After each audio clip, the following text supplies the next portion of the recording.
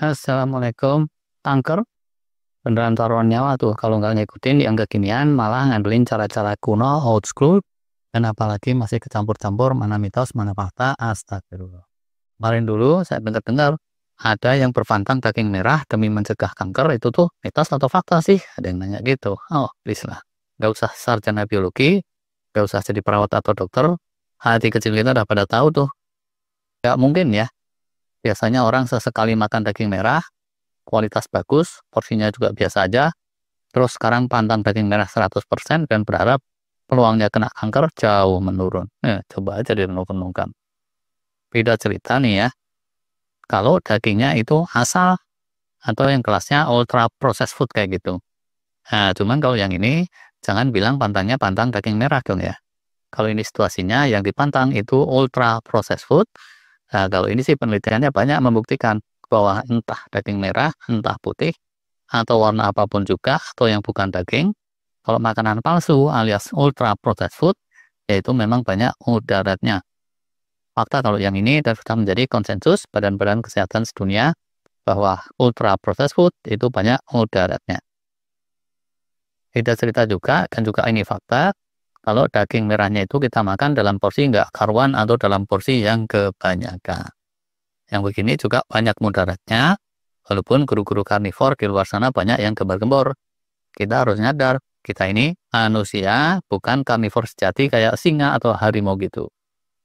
Kalau kita makan protein daging, ya udahlah, dikit-dikit aja, secukupnya aja. Nah, tapi di luar sana coba deh, dibandingin si Acong sama si Beben, tuh ya. Si Acong masih rutin makan daging merah, kualitas bagus nih, porsi biasa aja. Kecil aja gitu secukupnya. Bukan yang intens banget, disering sama ayam, ikan, telur kayak gitu.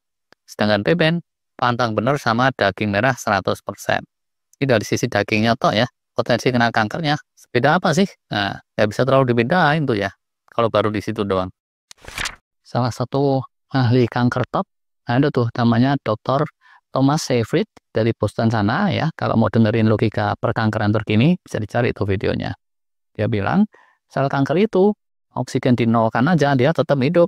Sumber kehidupan utama sel kanker itu seperti juga sel lain, ada pada mitokondrianya. Generator energi mitokondria ini.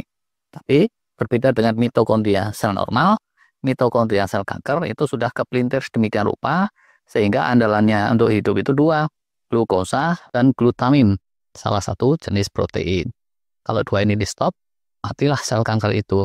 Kalau glukosa udah pada tahu kan ya. Dengan glutamin, itu dalam makanan kita yang paling banyak adanya di daging merah. No, tapi ini bukan terus artinya daging merah mesti dipantang. Tubuh makhluk hidup itu bukan kayak ember. Kalau ember banyak diisi lemak, pasti penuh lemak, banyak diisi rumput, pasti penuh rumput. Kalau makhluk hidup tuh ya, sapi itu banyak diasup rumput, ujungnya malah banyak lemak. Sedangkan macan yang banyak makan lemak, malah ramping otot semua tubuhnya. Dari penelitian ekstensif, justru orang yang menu makannya daging, ikan kayak gitu, suku-suku pemburu, itu malah nggak pernah ada kasus kanker. Yang banyak kasus kanker, justru yang dominasi proteinnya digantikan oleh gula karbo junk food. Dari situlah sebetulnya terus muncul sel-sel kanker dan bukannya dari asupan protein lemak. Terus balik lagi ke glutamin ya. Makan daging atau nggak makan daging, di tubuh kita itu glutamin tetap aja udah melimpah ruah. Ibarat kayak Samudra Pasifik. Kalau ditambahin hujan deras ataupun nggak ada hujan sekalipun, ya tetap aja airnya itu banyak. Namanya kan samudra gitu loh, ya kan? Di sisi lain, kita mesti tahu bahwa daging itu banyak manfaatnya. Nabi aja, Rasulullah Shallallahu Alaihi Wasallam sampai usia 60-an itu tetap makan daging loh. Porsinya kecil, bukan porsi gila-gilaan. Sekali lagi, kalau secara syariah nih ya, pantang sama yang tidak semestinya dipantang. Berani-beranian lu ya. Fakta lain lagi nih ya, daging bagus itu sumber protein esensial dan sumber vitamin mineral tertentu atau dalam istilah kita sumber biomaterial. Kalau telur aja gitu ya, atau ayam aja terus, rasanya kan kayak gitu aja tuh ya. Atau ikan terus, itu bisa amis juga. Variasi aja lah ya, lebih komplit, lebih lezat jadinya makannya, lebih bisa happy-happy. Lemak-lemaknya itu juga beda antara daging merah sama daging jenis lain atau telur atau alpukat. Kalau kita kurang keasup protein esensial, itu healing kita jadi lebih slow, metabolisme kita juga cenderung lebih slow. Padahal, Kalau healing kita slow, itu potensi kena kanker dan keusuran yang lain malah meningkat, bukannya menurun. Fakta yang lain lagi ini penting nih ya, yang kelima nih. Kalau kita pantang sama yang nggak semestinya dipantang, ujungnya ini bisa kebalik-balik.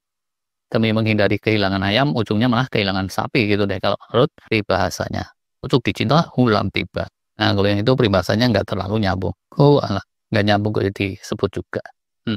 Kalau fanatik, pantang daging merah. Nah, kaldu-kaldunya aja juga nggak mau, bisa ujungnya malah nggak nyadar, banyak deh tuh kasup sama sneaky sugar, atau sneaky karbo, atau sneaky junk food. Ikan-ikanan tertentu, olahan daging ayam, sama aja kan ya. Bisa aja itu jadi junk food atau meningkatkan potensi kanker kalau diolahnya malah jadi lezat banget gitu biasanya. Nah, padahal gula karbo junk food itu nyata-nyata ataupun sneaky, tersembunyi dia itu jauh-jauh lebih besar mudaratnya, meningkatkan inflamasi kronis yang merupakan biangnya segala macam, meningkatkan radikal bebas juga, mendorong ke arah gangguan metabolisme, dan seterusnya. Bisa ke kanker juga, tapi nggak pun ke kanker, karena yang lain kan sama aja bohong ya. Kebanyakan pantang ini pantang itu bisa bikin stres nggak sih? Padahal stres negatif itu juga jelek kan ya buat kita, dan juga pencetus kanker. Silakan aja deh, ini untuk direnungkan lagi. Bisa jadi reportase kali ini ada biasanya juga, karena ini sekedar mensarikan dari pendapat beberapa expert saja, tidak komprehensif. Kalau ada pandangan lain, coba aja sharing di kolom komentar. Sebagai penutup nih ya, kuncinya kalau kita pikirkan dengan jernih, menurut saya sih, konsumsi daging merah boleh-boleh aja, enak malah. Tapi yang bagus dan yang bijak. Porsinya terukur, tidak berlebihan, dan diperhatikan pengolahannya. Kunci lain lagi, untuk pencegahan kanker atau pencegahan penyakit degeneratif secara umum, udah tahun segini nih ya, mestinya kalau ada dokter yang ngomong, jangan main telan begitu aja. Coba aja cross check sana sini, sumber info yang mutakhir sekarang ini relatif banyak kan gampang dicari. Gitu deh. Terima kasih.